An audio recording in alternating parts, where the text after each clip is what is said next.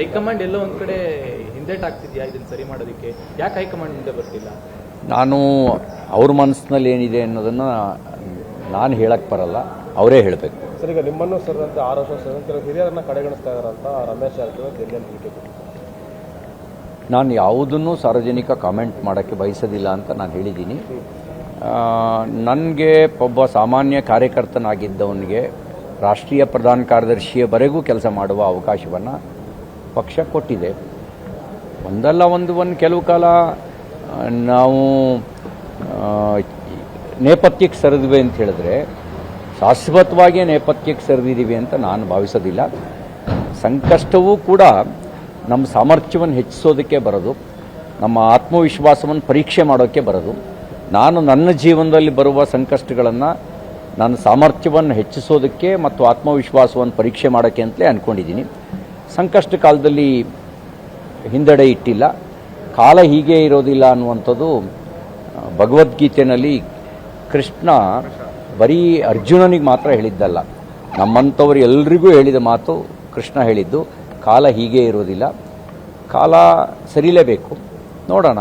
Sir, ಈಗ ದನ ಕದ್ದವರನ್ನ ನಾನೇ ಗುಂಡಿಟ್ಟುಕೊಳ್ತೀನಿ ಅಂತ ಸಚಿವ ಮಾಂಕಲ್ ವೈದ್ಯರು ಹೇಳಿಕೆಯನ್ನು ಕೊಟ್ಟಿದ್ದಾರೆ. ಅವರ ಎಮೋಷನ್ಸ್ನ ಭಾವನೆಗಳನ್ನು ನಾವು ಗುರುತಿಸಬೇಕು.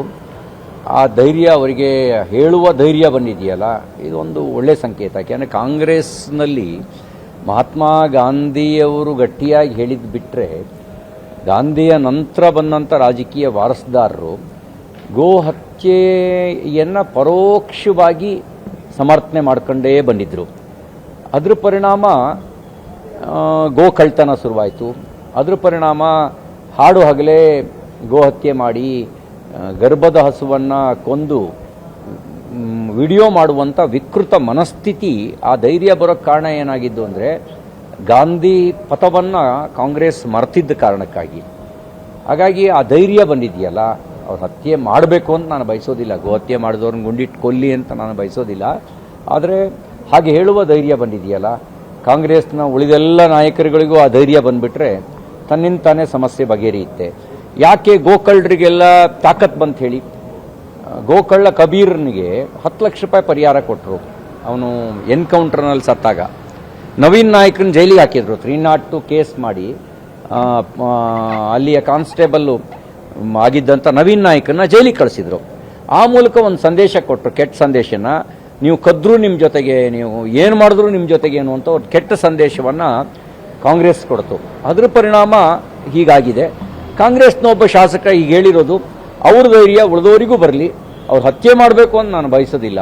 ಆದರೆ ಹೀಗೆ ಹೇಳಿದ್ರೆ ಗೋ ಹತ್ಯೆ ಮಾಡುವವರಿಗೆ ಒಂದು ಸಂದೇಶವಾದರೂ ಹೋಗುತ್ತೆ. ಸರ್, ಈಗ ಮೈಕ್ರೋ ಫೈನಾನ್ಸ್ ವಿಚಾರವಾಗಿ ನಾವು ಎಷ್ಟೇ ರೂಲ್ಸ್ ತಂದರೂ ಕೂಡ, ಸುಗ್ರೀವಾಜ್ಞೆ ತಂದರೂ ಕೂಡ ಕೇಂದ್ರ ಸರ್ಕಾರಕ್ಕೆ ಕಡಿವಾಣ ಹಾಕಬೇಕು, RBIನ ನಿಯಮಗಳನ್ನು ಬದಲಾವಣೆ ಮಾಡಬೇಕು ಅಂತ ಈಗ ಕಾಂಗ್ರೆಸ್ ನಾಯಕರು ಹೇಳ್ತಾ ಇದ್ದಾರೆ. ನೋಡಿ, ಈಗ ಧರ್ಮಸ್ಥಳ ಗ್ರಾಮೀಣಾಭಿವೃದ್ಧಿ ಸಂಸ್ಥೆ ಇದೆ, ಜನರ ಬದುಕನ್ನು ಸುಧಾರಿಸುವ ಕೆಲಸ ಮಾಡ್ತಾ ಇದೆ. ಅದು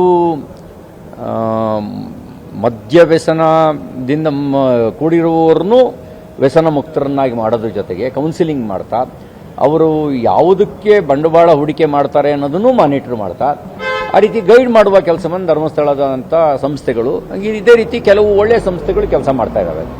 ಹಾಗಾಗಿ ನಾವಿಲ್ಲಿ ಯಾರು ಸುಲಿಗೆ ಮಾಡ್ತಿದ್ದಾರೆ ಅವ್ರನ್ನ ಕಡಿವಾಣ ಹಾಕಬೇಕು. ಆ ಕಡಿವಾಣ ಹಾಕೋದಕ್ಕೆ ನನಗಿರೋ ಇನ್ಫಾರ್ಮೇಷನ್ ಪ್ರಕಾರ ರಾಜ್ಯದ ಕಾಯ್ದೆಯಲ್ಲಿಯೇ ಅವಕಾಶ ಇದೆ. ಆ ಕಾಯ್ದೆ ನಾವು ಬಳಸ್ಕೊಳ್ಳೋಣ. ಈಗ ರಾಜ್ಯಪಾಲರು ಸುಗ್ರೀವಾಜ್ಞೆಗೆ ಸಹಿ ಹಾಕಿದ್ದಾರೆ, ಅದನ್ನು ಬಳಕೆ ಮಾಡ್ಕೊಳ್ಳೋಣ. ಬಳಕೆ ಮಾಡ್ಕೊಳ್ಳೋಕೆ ಮುಂಚೆನೇ ಶಸ್ತ್ರತ್ಯಾಗದ ಮಾತಾಡೋದು ಯಾಕೆ? ಇದಕ್ಕೆ ಹಿಂದೆನೂ ಕಾಯ್ದೆ ಇತ್ತಲ್ಲ, ಆದರೆ ಈ ರೀತಿ ಮೈಕ್ರೋ ಫೈನಾನ್ಸ್ನ ಹಾವಳಿ ಎಲ್ಲಿತ್ತು?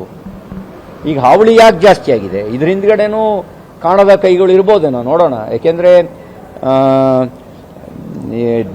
ಅಧಿಕಾರಿಗಳ ರೇಟ್ ಫಿಕ್ಸ್ ಮಾಡೋದ್ರೊಳಗೆ ಕಾಣದ ಕೈಗಳೇ ಕೆಲಸ ಮಾಡ್ತಾ ಇದ್ದಾವೆ. ಅಡಿಗೆ 100 ರೂಪಾಯಿ ಬೆಂಗಳೂರಿನಲ್ಲಿ ಪ್ಲಾನ್ ಸ್ಯಾಂಕ್ಷನ್ನಿಗೆ ವಸೂಲಿ ಮಾಡೋದ್ರೊಳಗೂ ಕಾಣದ ಕೈಗಳೇ ಕೆಲಸ ಮಾಡ್ತಿದ್ದಾವೆ. ಈ ಮೈಕ್ರೋ ಫೈನಾನ್ಸ್ ಹಿಂದ್ಗಡೆನೂ ಕೂಡ ಕಾಣದ ಕೈಗಳೇ ಇರ್ಬೋದು.